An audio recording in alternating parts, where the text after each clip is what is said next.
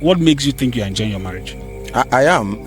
I've been married 14 years plus. I've enjoyed every bit of my marriage. That's not to say there have not been challenges. Marriage is for companionship, and that I am enjoying. Aside the companionship you're enjoying, what other benefit for a man that is looking forward to getting married? Welcome to Meet with Insight, the place where real stories, real wisdom, and real life come together.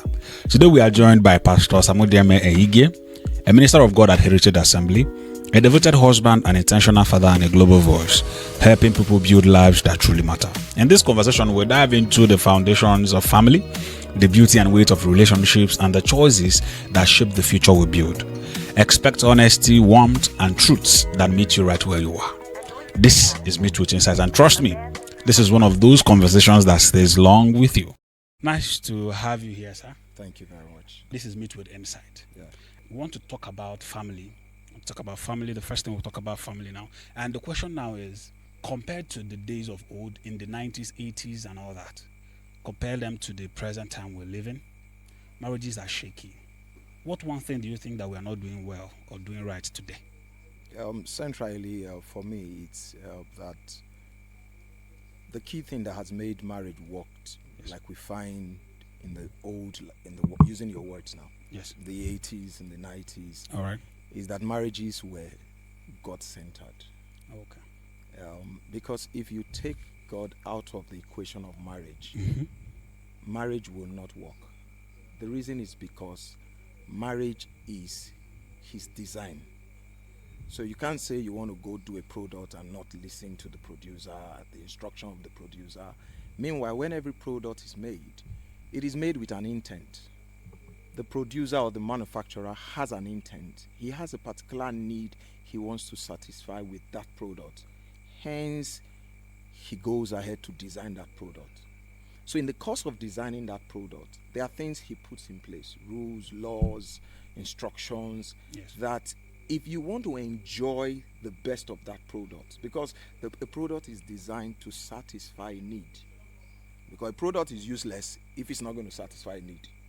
So what you realize is there's usually a need before a product is designed to satisfy that need. In the case of God, Adam was alone, and God wanted to fill that void of him being alone, and God decided to bring the woman in.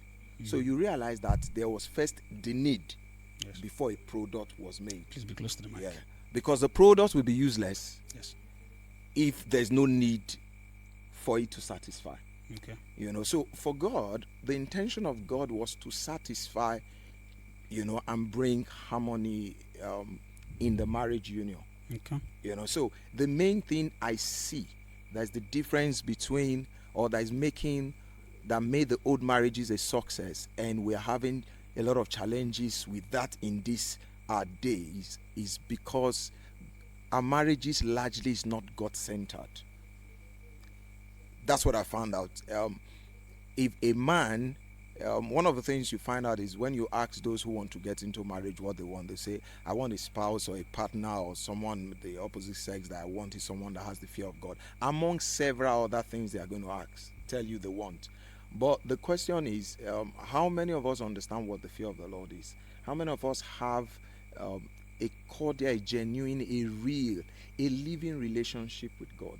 Because what you don't have, you can't give. That's right. So if marriage was designed by God, it would take God being the center of that marriage for it to work. The man must be a man, or the husband must be a husband who is submissive to God, His word, His instruction and leading. The wife too should be same for it to work. Okay. Because whether we like it or not, in the course of the marriage union, challenges will come. So the place of God is what is going to make them go through it successfully. Whether they are going to be able to, they are going to have strength enough to, forge ahead in spite of the opposition, is largely dependent on how much of God, how much of God-centeredness that the both of them have. Not to cut you short, sir, but our audience alone are not just Christians. All right. This platform is not centered on church people, Christianity alone. Yeah. I'm a Christian. I'm sure you're a Christian. Sure I am. Very well. So I've seen people that are not in the Christendom succeed in marriage. Yeah.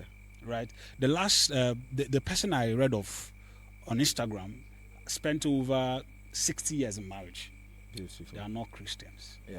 So what strategy did they implement? I know you are not them. Yeah, I'm not them, but I can actually tell you that they may not publicly acknowledge that principle, but you realize that the principle that had made that marriage work is largely drawn from scriptures. Okay. You will see it's about principles of love, of understanding. If I get you correctly, Yeah. whether you're a Christian or not, if Yeah. you follow this rule, it must work. You get it, because the author of marriage is God. Okay. His principle works for anyone who applies it. That's the beautiful part about it. Okay. I get it. You don't necessarily need to be a Christian. It's just like the rules for business successes. It does not respect people's age, culture, in fact, your educational background. It doesn't. It's about principles. I got you. When you apply it, you get the same result. So if someone that is not a Christian applies that principle of understanding, showing meekness, showing patience, showing love, showing kindness. Yes. If that is applied, you're going to get the same results. You're Okay. going, because that's the result. That's the how the system is designed. Yeah. Okay. Thank you. In the time we are in, there's a lot of controversy about the union marriage. My gender feel like marriage doesn't favor them. All right. The last debate I had with a friend, he said that he was telling me, he said, "Insight, tell me one benefit as a man you enjoy from marriage." I said, "I'm not married." He said, no, just tell me. You read a lot and you've actually had conversation with married people. Tell me one benefit aside the children you have, and they will tell you that your legacy lives on. But at old age, do you as a man benefit anything from that? Now I'm throwing the same question to you. As a man, you are married, you're enjoying your marriage. What makes you think you're enjoying your marriage? I am. I've been married 14 years plus. Beautiful. So I've enjoyed every bit of my marriage. That's not to say there have not been challenges. Okay. But marriage is for companionship, and that I am enjoying. You can't get that companionship outside marriage. You can't get it because there are a level of commitment that it takes for both parties to bring their heart together, to bring that level of unity, because it's really sacrificial. Especially from my gender, actually, from men. Yeah. Yes. It's sacrificial on both ends. Really? Yes. Please lecture us. I'll give a practical example. I usually would say this, and I think it's very true, that the demand of marriage on the man and the demand of marriage on the woman, for me, it's not one wider than the other or one heavier than the other. The reason is because for the man, his primary work or instruction that God gave to him is love your wife. And love means the giving of self. It's more of a call to death, because to love you will not put yourself and your interest first. Yes. You put the interest of your wife first. Yes, that's what it means. So you need to care for her, you need to love her, you need to know what she wants, you need to treat her with respect, and the like. So if I put myself first, it's like a master and slave thing. But marriage is not like that. Then for the woman, what she's bringing into or the instruction that's been given to her as a tool of victory, of success, is submission. It's not foolishness. And submission in itself is equally a call to death, because it's a denial of self. That's right. She has a will, and the instruction is that she be submissive to another. Not an easy position to be, both for the husband and for the wife. So when you look at it very well, you realize that on both ends is a call to death. That means it's going to cost us something. You haven't answered my main question. All right. What? Aside the companionship you're enjoying, what other benefit for a man that is looking forward to getting married? He's confused. Okay. After being, advised by these people, the likes of the person that had a conversation with me, that what are you enjoying as a man Yeah. in marriage? All right. I'm throwing same question. You mentioned companionship. I just mentioned companionship. Yes. There's the power of synergy. Okay. You know, that one will chase 1,000, two will chase 10,000. Beautiful. In other words, two of us will achieve a result that myself alone I'll not be able to achieve. That's because we are together. The marriage must be one of purpose. Yes. Must be one that has a vision. We have something we want to achieve, and both of us are putting our energies together. The way the Bible puts it is, woe to him that is alone. Because when you are alone, it says when it's cold, you are not going to have someone to keep you warm. When you have an opposition coming against you, you are not going to have strength alone to contend with them. So you also realize that not just companionship that I enjoy the fact that my wife is bringing her strength too, and we're putting it together. She's not someone that is dull. She's a lady that is brilliant. She's bringing her mind, her abilities into it. She has gifts. She has talent. She's bringing that into it. So many times, and most times, this is what has resulted. There are a lot of things that we've been able to achieve within very short period of time that if I were alone, it would take me longer years. That is if I will even achieve it, because some of them are beautiful ideas that comes from her. If you are given an opportunity to relive life again, Yes. would you have married earlier than you did, or married later? I would have married earlier because I would have achieved more at my age. No doubt about that. He didn't even blink before answering. No, I didn't. Okay. Because I have results in my life to prove that. Amazing. Now, relating that to family with children. Okay. A marriage counselor said one time that if you get married, give yourself a year, 2 years before bringing in kids. What do you have to say about that? It depends. I think the two people involved have the right to sit down and discuss how they want it to be. I'm not speaking on that person's behalf, but I think that one of the reasons the person would have suggested that is so that they will have enough time, the first couple of 1 year, couple of months after, to bond, so that they have a time of bonding and grow in their friendship, which is a key thing in marriage. Thank you for mentioning that word, friendship. All right. Love itself is a commitment. Of you course. use the word. Yes. And love can grow. But the truth is this: before people get married, they need to be friends. They should have a certain understanding, things that they are in agreement together with. They must be going in the same direction. Not necessarily similarity in goals and in the entirety visions, but they are going the same direction. Let's put it that way. Their belief system, their mindset may not fully align, but they are making progress in that direction. That's very key. The general rule is this: that even if you know that this person is going to be your wife, Yes. it's just important that you should first take some time and build a certain level of relationship. Get to know the person. What I'm trying to say now is that God can decide to choose a wife for you outside the person you have a crush probably on. For example, me that is not married. Yeah. I see a lady that I'm attracted to. I say, okay, I find interest in this one. I want to build life with this one. Then from the blues, a preacher will just come, or maybe my pastor when I say, hey, Godwin, this is your wife. No, this one is. Does that happen? That's not how it should be.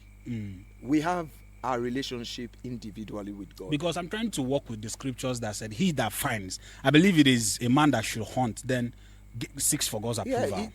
So is there a situation where should I use the word matchmaking? Let me use the word. I'll give you a practical example, please, because I'm not speaking from theory. I'm speaking from practical. I've been married for 14 years plus. I like that again. And I'm not under pressure. I got you. No, I'm not putting you under any pressure. I'm good. All right. I knew that my wife would be my wife before I met her physically. I don't understand, please. All right. I met my wife through someone, who, and when we met online. What I mean was on social media. No, not online.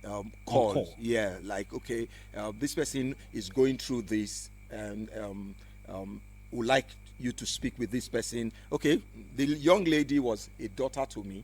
She was also a daughter to my wife, to be the one who now became my wife.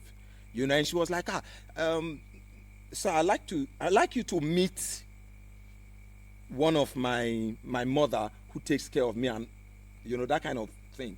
And here we were, and I said, really? Okay. I didn't have anything in mind.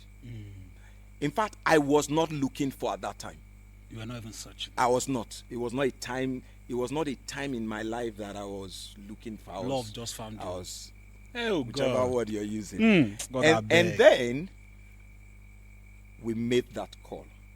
She was the one, of course. That time was when we used to do a lot of it's only at night that you get cheap calls to make with Glow and Airtel and the like. So I made the call. Before we would add her to the call, I had a description of the person I was going to meet. So I told the girl, that's the young girl now, because we're yet to add her. She was the one that was going to join the call. So I gave a description because that's what was rising up in my spirit. I said, she's this, she's this, she's this. I've never met her. She's this, she's this. I was even taken aback afterward, like, why did I get that instruction? But I didn't tell her that the reason for all of those descriptions was because I knew she was going to. The way you're looking at, you're suspecting me. So I gave all that description. I've never met her. I've never even met her anywhere before now. Okay. So I gave those descriptions as they rose from my heart. So nothing. Okay, I was going. We just chat and all of that. There was something she wanted me to talk with her about and all of that, and then we made that call. But I already knew from the experience. I already knew in my heart that. That's my wife that I just gave description on. The reason was because growing up, I've always said it, that if I see my wife once, I'll know her. But you've not seen this one. I've not seen her. I was going to meet her. But you see, sometimes it's something that God was going to work out. And you just be saying it carelessly. This is how my life is going to be. Oh, this is what I'm going to do. Oh, this is what I'm going to do. What's your intake on matchmaking? I don't believe in it. You don't believe in it? No, I don't. Because people have a right to choose who they want to get married to. Okay. They are going to live with the person. They are the one that is going to be facing the person. But we'll have situations where matchmaking works. Okay, for example, my biological dad, he's done that. He happens to be a pastor as well. So he has had scenarios where he matchmake people and it worked out. Thank God for those people. But I don't believe in it. I don't do it. The reason is because I believe that you have a right to make your choice. In the old days, we have all of that happen with our grandparents and all of that. It's still happening in some places, but we have a right to choice. Thank you. Yeah. Okay, lastly on this segment now, I want to talk about choices before marriage and choices before marriage and its impact in your marriage. As a young man, prior to marriage, what were the life choices you made that protected, the principles you have now in marriage that is helping you navigate for how many years again? 14 years plus. My goodness. So what decision, because I'm sure, I'm just speaking anyway, because I'm not myself, but I believe that while single, there are decisions to make that will help protect your values, your principles when you get married. So what are those values? What are those decisions you made? The first thing, I was someone who grew up very early to understand the place of purpose. Okay. That when the purpose of a thing is not known, the abuse of it is inevitable. Of course. I grew up to understand that for every product that was designed, they were designed to satisfy a need.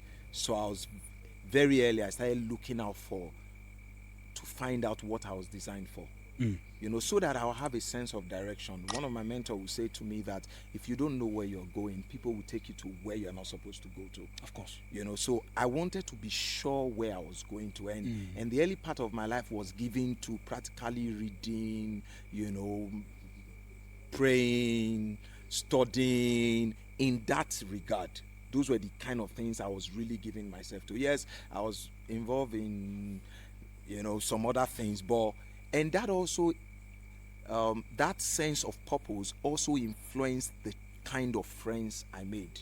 For example, I don't have a lot of friends. Okay. Because I choose my friends. The reason is because I know where I'm going to. So if you're not headed my direction, we're not going to be very close friend. But secondary school, yes, you make mistakes here and there, but I learned very early to understand that friends can really, really impact and dictate the direction of my life. So I was very, very careful with that, and it shaped my life. So when I was coming into marriage, the first thing I was telling my wife was, this is what I am made for. Please, I want you to understand it so that you know what you're coming into. And even though I was very convinced she was my wife, I was laying it down for her to understand that this is my path. If you are not going to go to this path, the marriage is not by force. Whether I saw a revelation or anything, no. But I wanted her to also know where we're going to, so that we know that there are going to be processes. We're going to go through a certain kind of path. Because if the end is not defined, the process is going to be very boring. It won't have a sense, because it's the process that is going to make her story. So the end has to be very clear. It has to be in view. When did you sell marriage to your girlfriend, which is your wife now? Before I proposed to her. Yes, of course. How will you propose with that celibacy? Yeah. I mean, at one point, yes. At one point, we dated for about a year. Oh. And shortly after, when I was sure that, okay, I was not going to waste, we're not going to wait anymore. Are you ready? I'm ready. Yes, and let's go. So, but at that point, say, madam, I don't have money. I made it clear. But money will come. You are talking about the next segment. What we'll be talking about? Finance and empowered women. Okay. But talking about that, I'm not sure. This is what you guys used to sell to us. You see people that got married. I really wish my wife was on set, so you hear. Excuse me, sir. You people sell to us that I got married when I had nothing. I don't want to say it's a lie, but let me tell you what I had. Because 10 naira at that time should be equivalent of $1 million now or stuff like that. No way. Come on. No way. Not up to that. But the value difference. What I had in my account was about 10,000 naira. That's what I had. You were filthy rich man. But I'm not someone that is lazy. Okay. And so she bought into that. Of course, she's a smart person. She was doing her own thing, but that was not my interest. My interest was, look at the direction I'm going. So there was no point. If you want to love me for me. Okay. And there was I didn't need to form or pretend or hide anything for her. Because we're going to do the journey of life together. So why pretend and then now create trouble ahead of life when she will now discover that you were hiding something later? No, I just said to her, this is who I am. This is my position in the family. And are you ready? You'd like to come see my mom? Okay. It was simple, straight. I want to understand something very important. I have not approached a woman of my life and say, can you be my girlfriend? I've never done that. In fact, I don't know how to do it. If I've had girlfriend, it's true friendship. Yeah. We are just cool. Either we will share the same value, maybe academically or purpose, maybe like this podcast stuff or aviation. Yeah. These are the places we've met. And then before feelings became a thing, right? Yeah. So, okay, for example, the lady that messaged me on TikTok was like, she was thinking I'm our previous guest, Pastor Joy. So she was messaging me and I was like, please, ma, this guy just met me. He said he wants to marry me. What do you advise? I froze. Because I don't believe that works. I don't think you can just meet somebody immediately and be like, I want to marry you. Though a lot of people have done it and it worked out for them. The other guy, a preacher as well, said, I only dated my wife for 2 weeks and they're happily married. Okay. So what do you have to tell us, advise us on that? I'd say this, that it's important. The choice of marriage is a very serious matter that one should not first make that decision in a haste. It's not something you should rush into. And secondly, because it's very important and it's a long-term thing. Forever thing. It's a forever thing, you know. You should sit down and count the cost. That, I believe, is something that a lot of people don't do. They don't sit down to count the cost. So it's important you do that. Then you should build friendship. Even if you're sure this is the person, like I was about my wife, we still had that period of let's know ourselves. Let's talk. You know, let's know what are your goals, what are the things you like doing. Let's see if we have certain levels of agreement that is strong enough to get into marriage with. Because if the thing is 80% negative, I don't think we should. There's going to be a lot of fighting from the beginning, man. Thank you for that. Yeah. God bless you. So, thank you. And that is it for this segment. That was amazing. Thank you. Thank you so much, sir.